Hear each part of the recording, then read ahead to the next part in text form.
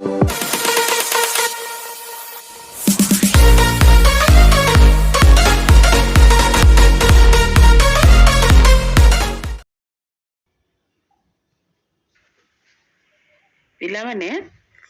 ଆମର last video ଥିଲା voice change.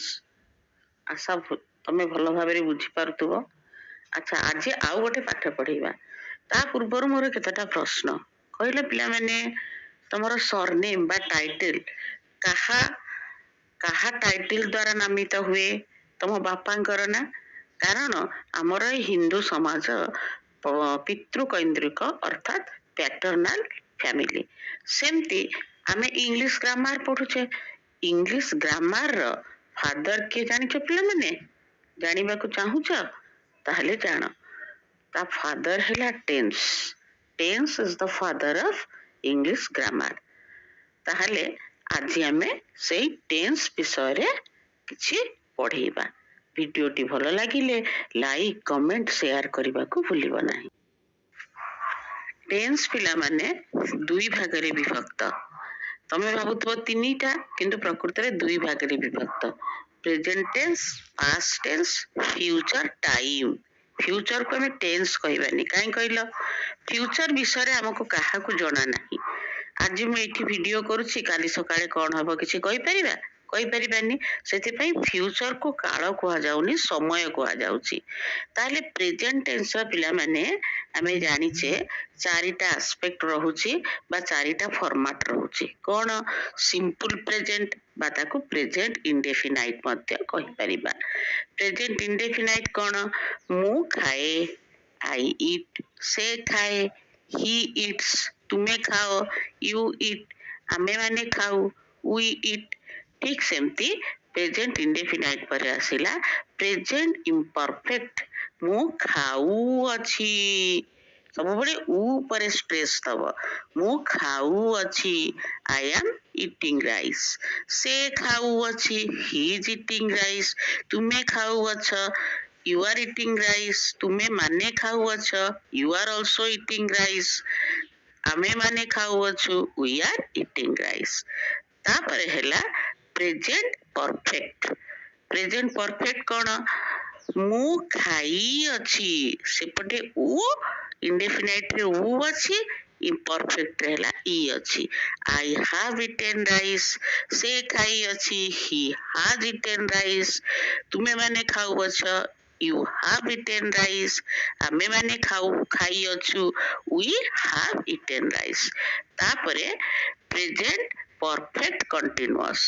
Continuous ମାନେ ଆଇଏନଜି। ତାହେଲେ ଏଥିରେ ପରଫେକ୍ଟ ଥିବ, କଣ୍ଟିନ୍ୟୁଅସ୍ ଆଇଏନଜି ବି ଥିବ, ଅର୍ଥାତ୍ ଉ ଥିବ, ଇ ଥିବ। ମୁଁ ଖାଇ ଆସୁଅଛି, I have been eating rice. ଦେଖ, ଏଥିରେ ଇ ହେଲା, ଉ ହେଲା। ତମେ ଏଇ ସିମ୍ବଲରୁ ଜାଣିବ, ଯୋଉଟା କି ମୋର ଏଟା ଏଜୁକେଶନାଲ ଟିପ୍ସ। ତାପରେ ଆମେ ଆସିବା, ହଁ, ଆଉ ଗୋଟେ କଥା, ପ୍ରେଜେଣ୍ଟ ଟେନ୍ସର ସିମ୍ବଲ ହେଲା ଛ ଛା ଛି। ଛ ଛା ଛି। ତାପରେ ଆସିବା ଆମେ ପାଷ୍ଟ ଟେନ୍ସ ବା ଅତୀତ କାଳ। ଅତୀତ କାଳର ସିମ୍ବଲ ହେଲା ଲ ଲା ଲି। ତାହେଲେ ଆମେ ଯିବା ପାଷ୍ଟ ଟେନ୍ସର ସିମ୍ପଲ ପାଷ୍ଟ ବା ପାଷ୍ଟ ଇନଡେଫିନାଇଟ। ମୁଁ ଖାଇଲି, ଆଇ ଏଟ୍। ସେ ଖାଇଲା, ହି ଏଟ୍। ତୁମେ ଖାଇଲ, ୟୁ ଏଟ୍। ଆମେ ମାନେ ଖାଇଲୁ, ୱି ଏଟ୍। ତାପରେ ଆସିବ ଇମ୍ପରଫେକ୍ଟ ଆଇଏନଜି ଫର୍ମ। ମୁଁ ଖାଉଥିଲି। ଦେଖ, ସେଥିରେ ଥିଲା ଖାଉଅଛି, ଉ ଟାକୁ ସଦାବେଳେ ମାର୍କ କରିବ। ମୁଁ ଖାଉଥିଲି, ଆଇ ୱାଜ ଇଟିଂ ରାଇସ୍। ସେ ଖାଉଥିଲା, ହି ୱାଜ ଇଟିଂ ରାଇସ୍। ତୁମେ ମାନେ ଖାଉଥିଲ, ୟୁ ୱେଆର ଇଟିଂ ରାଇସ୍। ତାପରେ ଆସିବ ପ୍ରେଜେଣ୍ଟ ପାଷ୍ଟ ପରଫେକ୍ଟ। ମୁଁ ଖାଇଥିଲି, ଆଇ ହାଡ୍ ଇଟେନ୍ ରାଇସ୍। ସେ ଖାଇଥିଲା, ହି ହାଡ୍ ଇଟେନ୍ ରାଇସ୍। ତୁମେ ମାନେ ଖାଉଥିଲ, ୟୁ ହାଡ୍ ଇଟେନ୍ ରାଇସ୍। ତାପରେ ଆସିଲା ପରଫେକ୍ଟ କଣ୍ଟିନ୍ୟୁଅସ୍। ମୁଁ ଖାଇ ଆସୁଥିଲି। ଦେଖ, ଦିଟାଙ୍କ ୟୁ ଲାଗିଲା। ମୁଁ ଖାଇ ଆସୁଥିଲି, I had been eating rice. They had been eating rice. He had been eating rice. तापरे आमे जिबा फ्यूचर टाइम से भी सेमती चारिटा तमर एस्पेक्ट रहुची कौन ना प्रथम हैला फ्यूचर इंडेफिनाइट फ्यूचर इंडेफिनाइट कौन मु खाइबी तार सिंबल हैला ब बा बी मु खाइबी आई शैल ईट राइस मु खाउथिबी I shall be eating rice सेमती से खाउथिबो he will be eating rice he पाखरे विल बसिबो से माने खाउथिबे they will be eating rice तापरे आसिला फ्यूचर परफेक्ट सेमती फ्यूचर परफेक्ट रे ई बसिबो मु खाइथिबी I shall have eaten rice से खाइथिबो he will have eaten rice ए भली आसी जिवो तापरे आसीबो परफेक्ट कंटीन्यूअस मु खाई आसुथिबी यू देख दीटा बसिला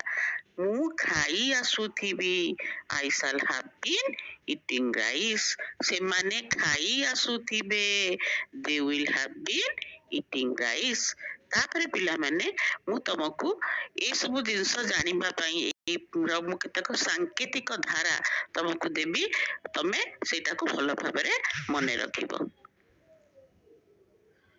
सांकेतिक धाराटी पिला माने एही परी simple present S stands for subject S plus V1 इटा हला सिंपल प्रेजेंट तापरे present indefinite S plus am plus is plus V1 plus ing मने तई सुनु था present perfect S plus has plus have plus V3 present perfect continuous S plus have plus has plus been plus V1 plus ing बुझी पारला past simple S plus V2 past imperfect S plus was plus were plus V1 plus ing past perfect S plus had plus V3 past perfect continuous